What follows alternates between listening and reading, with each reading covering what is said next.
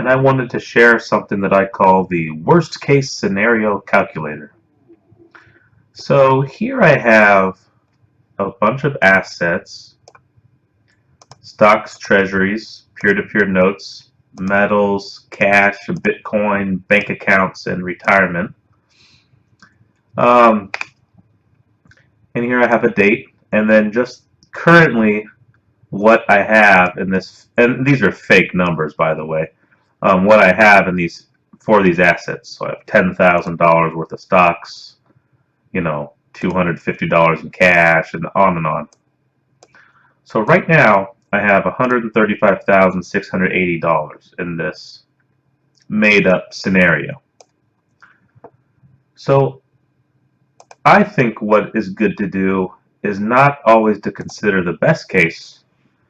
Don't consider, wow, what if this 10,000 goes up to 30,000? But consider, what if it decreases by 30%? And do that for each of the assets to calculate what your new total would be. So I have that here. I have these in yellow are what you input.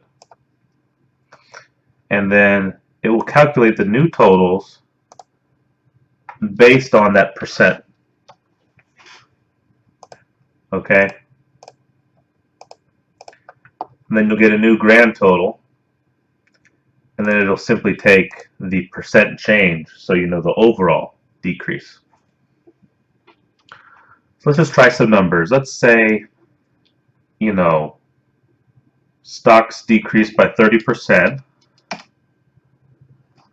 So now my $10,000 went to $7,000. Well, in my retirement account, I have some stocks too. So say that decreases by, 20%. Say my peer-to-peer notes decreased by 10%. Precious metals, let's just say 1%. Cash, let's say there's some, inflation, and effectively it loses, 15%. Bitcoin, let's say it crashes and it loses 75%. And again, I'm just making up all these numbers. I have no idea. I'm just doing it to show you an example. Bank accounts, let's say, I don't even know what this means for a bank account to decrease. Maybe I get some fees, whatever, 1%. And treasuries, I'll say 2%. Okay? So when you get these new totals, you get $102,307, which is a decrease of 17% from this 135,680. So you want to be realistic with these as much as you can with these percent decreases to get an idea of, okay, in the worst case, the worst case is you would lose all of it, right? You'd lose 100%. But that's not very realistic worst case, because that doesn't happen for all assets at once.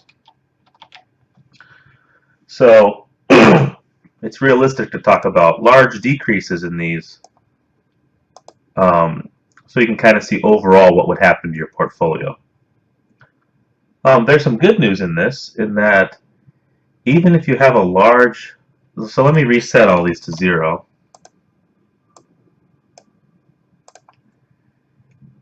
Say in this portfolio, stocks crash by, 80%. Look, stocks crashed by 80%, but overall your portfolio only went down about 6%. And that's why another reason to diversify, because you don't have most of your money in stocks.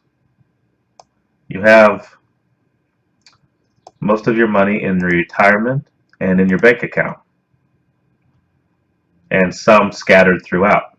So the fact that stocks went down shouldn't really affect your overall well-being that much. Of course, it would bring this one down too. But in any case, I'm just showing that, if one goes down, doesn't mean your whole portfolio will go down the toilet necessarily, right? Anyways, I hope you found that useful, just to think about that, just to try to think about, don't think about doom and gloom, but think about realistic worst case scenarios and try to list out your assets, how much you have in each one, and then try to think about worst case how much they could decrease over any given time frame, and then see if you're okay with this final total that's here. Alright everybody, thanks for watching, and I'll see you next video. Bye bye.